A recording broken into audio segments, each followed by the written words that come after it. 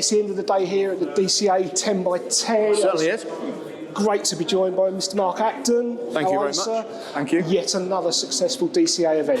Hugely successful. I mean, genuinely, no available seats. We're having to bring seats in from out in the cafeteria area.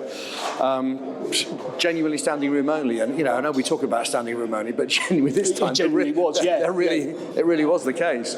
And a great set of speakers as well. Genuinely interesting. Really diverse group of speakers, which was really good. And I think the 10 by 10 format works really well in the sense that people have only got 10 minutes to give their message. Yeah. It's short, it's sharp, and I think it focuses people's attention. Yeah. The audience get a variety of different subjects. They stay engaged all the way through because it's not the same thing over and over again. It's like we're going here with whatever it is.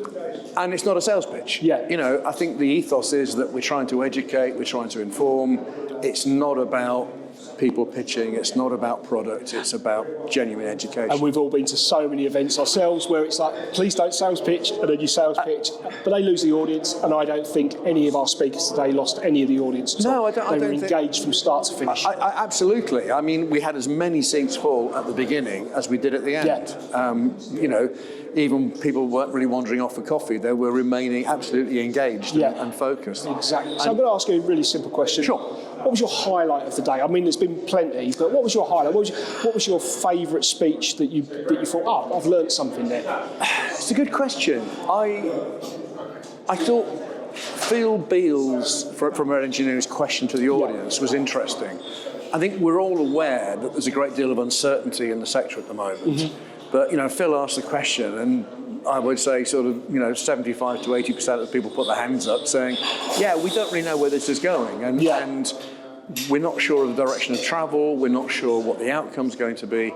And I think it was a great affirmation of data from other sources. I mean, he quoted a couple of the sources as well. But it's, you know, a great affirmation that we had that from other sources. And I think it's absolutely true. We are uncertain about where things are going. That was very good. I thought the presentation from KPMG, talking about investors, talking about, you know, it's all about yields and minimising CapEx. And I think we intuitively know that, but having a partner from KPMG telling us that and confirming confirming it. Fantastic. Yeah. I feel really bad putting you on the spot like that because they were all great speakers, and to pick the best one, it's really hard to do. But harking back to what you just said there is uncertainty. Mm-hmm. But you know what? It's a nice uncertainty. If you listen to from what I got from interviewing them, and listen to what they say, it's like if there is such a thing as a positive uncertainty. I think uncertainty is always positive in the sense that it will always create opportunities. You know, it'll create challenges, but with challenges come opportunities. It's the old cliche, isn't it? And the uncertainty is certainly creating challenges. We're not quite sure of the direction of travel, as I said earlier. Yeah, there's always opportunity. So you're saying it's like a mystery tour? I wouldn't call it a mystery tour. I think it's more like a treasure hunt.